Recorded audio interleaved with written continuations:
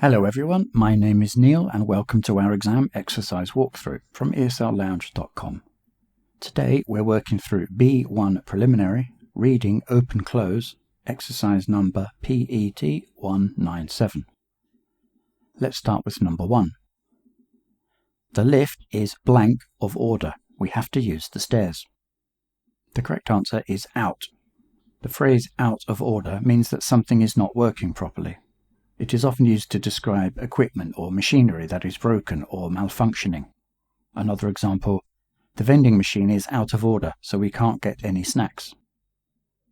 Moving on to question 2. He borrowed my book and promised to give it blank by Friday. The answer is back. When someone borrows something, they are expected to return it, which means to give it back. Another example, she gave back the pen she borrowed from her friend. Now let's look at question 3. It must blank been very challenging to climb Mount Everest. The correct answer is have. The phrase must have been is used to talk about a logical conclusion about a past event. It indicates a strong assumption about something that happened. Another example, it must have been exciting to see the concert live. Next, question 4. Michael began his career blank a photographer after his photos were discovered by a magazine editor. The correct answer is as.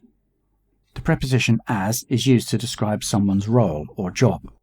It indicates what position or profession someone has. For example, she works as a teacher at the local school. Moving on to question 5. Children often imitate people blank TV without understanding the consequences. The correct answer is on.